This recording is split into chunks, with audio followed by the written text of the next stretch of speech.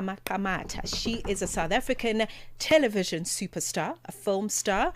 Think of shows like Blood and Water on Netflix. Think about a very popular on South African television, a very popular series, I beg your pardon, on South African television, Gomorrah. And and I know you know exactly who I'm talking about now. But she's fresh off a plane from Paris because she was also strutting her ways through the runways for the L'Oreal annual fashion show, and she literally looks like she just woke up like this. I woke up like this. I woke up like this. Hello, Ama. Hi. Oh my gosh, what a stunning introduction. You are deserving. You are so deserving. Thank you so much. So wonderful to meet you in person. We've always ever seen you on television, not as Ama, but as other people, someone else playing characters. Because that is your job, to not play Ama, but to play characters. To be someone different, to channel different energies. Thank you. That are feminine, that are representative of young women. How are you doing? So wonderful to see you. Thank you so much for having me. I am so good. I feel there's just such a good energy and feel in this room. And I think I'm picking up on that. But other than anything, I'm really excited. Really tired from Paris. That was really just an insane experience. But I feel good. Wow, congratulations. We're going to talk about the L'Oreal partnership. Yes. And I think also just the conversation around, Black beauty and how we find ourselves in these wonderful global platforms where we can really shape a different narrative about what it means to use the products, but also what it means to have a beautiful Black woman as the face and representing the brand, as it were. But let's talk about your career. I mean, getting into acting is not an easy thing, I think, for women especially. Talk to us about how you got to make it at this level and what it takes, to get here. Because sometimes it seems like an overnight success, but that takes a good, 10 years to build? Yeah, they do say an overnight success is usually a 10-year in making. Yes. My career, well, in terms of acting, I started acting at a really young age, mostly participating in school productions. My first thing that I did was Snow White when I was 9 years old, and it was quite controversial at the time because obviously I was this little Black girl playing Snow White, and the kids were like, oh, so what are we gonna name her, Snow Black? But they were just sour that they didn't get the role, so I understood the shade. But luckily I just had a drama teacher who really believed in me and who saw something in me that he just wanted to nurture. Shout out to you, Mr. Simpson. And even at a young age, I remember we did the production, and for the award evening, you get the prize giving and whatever. Right. I was expecting to get Best Actress. I don't know, guys. I've just always had this thing where I'm just okay, I'm going to get the Best Actress. It's whatever. And I didn't. So he was calling out the names and I didn't get Best Actress. And I was like, oh, awkward. But then he wrapped up all the awards. And then he said, this last award I've actually created for this young girl. And she did so amazing on this project, and I really believe that she's going to go on and do amazing things. He even said, I wouldn't be surprised if she wins an Oscar one day, but I want to be the first person to honor her. And the whole room just went, Ama, Ama, Ama. And literally at 9 years old, I was like, okay, cool, I know what I want to do. I think he took it from just being a thing that I enjoyed and a way of expressing myself at that age to actually seeing that this could be a career and something that I should seriously consider. And I think that moment also made my parents take me a bit more serious as well. Right, because it is a career. Yeah. A lot of the time, and I don't blame the parents because they don't see it. They just they're from a different generation. Yeah. So they just see this as a remedial activity for autistic children. Exactly. Not as something that can really change the world. Yes. Which is what you have been a fine example for. Ama Qamata joins me in studio, and we're having a conversation about acting, about the spaces that Black women like herself are occupying. We're also celebrating the fact that she has joined officially, might I add, joined the world's most recognizable beauty brands as one of the new faces, L'Oreal Paris. We're going to talk about that after the break. Broadcasting in 5 different languages, connecting the continent. This is Channel Africa, the African perspective. Africa, meet Abedi. Yeah, that's me. Abedi is a music lover through and through. I really love African music. He's got a taste for all kinds of tunes and spends his days listening to Channel Africa. Guess what? He didn't know. Okay. Channel Africa wants to help Abedi and all music lovers everywhere to discover even more incredible music. That is why Channel Africa is calling on all African musicians to submit their music. Musicians, remember to give us all your relevant information. Make your submissions at music@channelafrica.co.za. Submissions are your chance to be heard on radio. But sadly, they do not guarantee that you'll be playlisted. All submissions will be carefully reviewed to see if they meet our station's requirement. Channel Africa, the African perspective. This is The Upside for the best African vibes. Groundbreaking content. 21 minutes past 3 p.m. I beg your pardon. Thank you very much for staying with us on Channel Africa. We are live on satellite across the African region, Channel PAS10. Otherwise, Southern Africa, catch us on the DSTV audio bouquet. If you want to listen to us there, we're on Channel 802.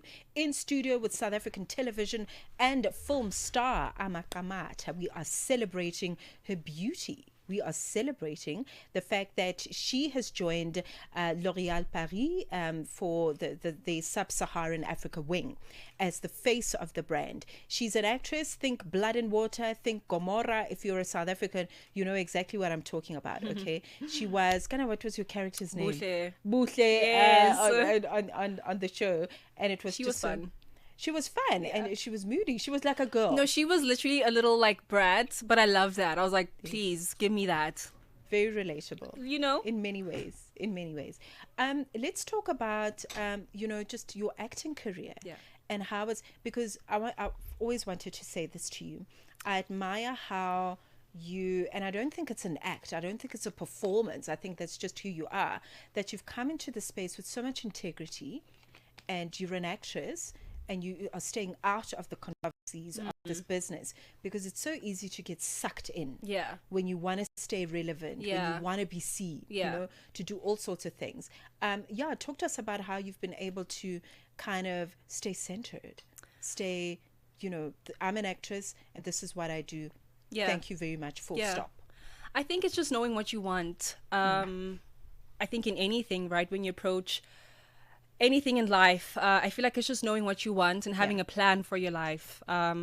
So when everything happened, when everything unfolded, I kind of had already known that this is what I want to do and this is the kind of career that I want to have. Right. And I think what that has allowed me to do then is really discern and be able to make decisions on what shouldn't be happening. Like, I probably shouldn't do this because then I won't get this.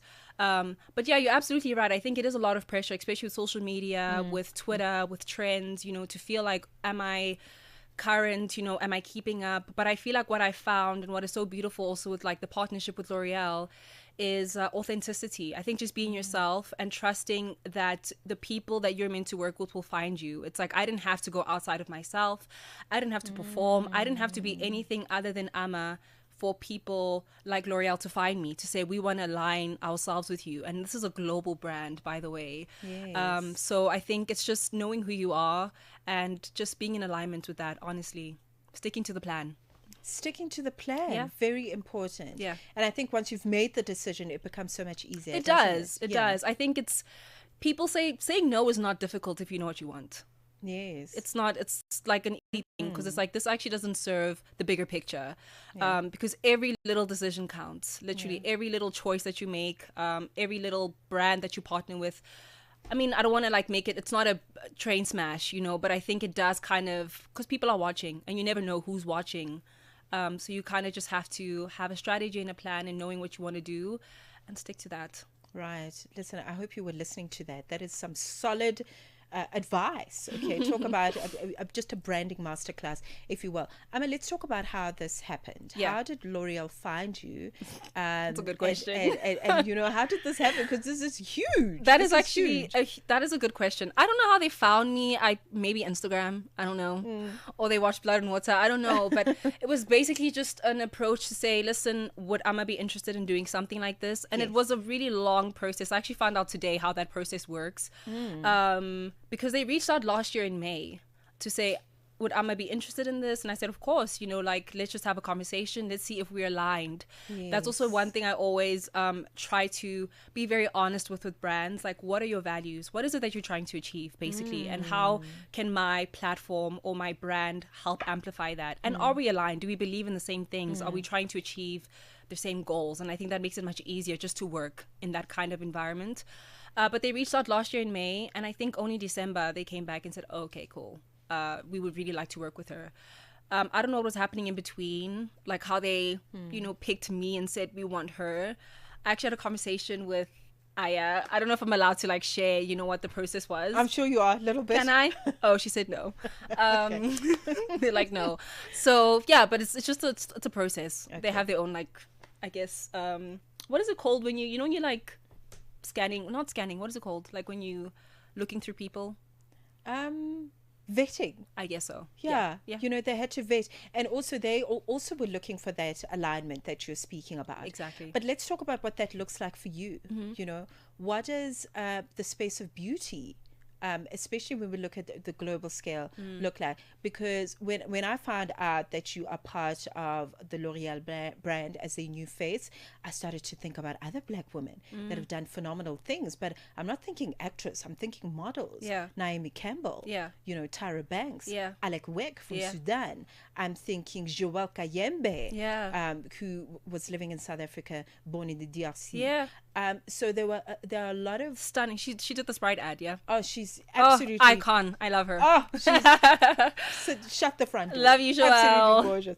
Yes. So women like that have represented, and they've come through with their dark, gorgeous, you know, black skin hues, and it really represented blackness in such an epic way. So when you think about that, what is beauty and the representation thereof mean to you right now? I think it's really about celebrating our uniqueness as women. We don't all look the same. There's things about us that, you know, make us different. And I think for a very long time, especially in the beauty industry, it was very dominated by a Western point of view, and really looking towards that. And what I also feel like L'Oreal has done really well is kind of recognize that, okay, cool, we want to, you know, come into Africa. How do we speak to the market? You know, who's someone that speaks to the people, and really being intentional about picking someone locally that will speak to, you know, because it's, you know, we can have like the international stars, but, you know, someone from like the Eastern Cape or, you know, where I'm from, they really want to relate to someone that they know, you know.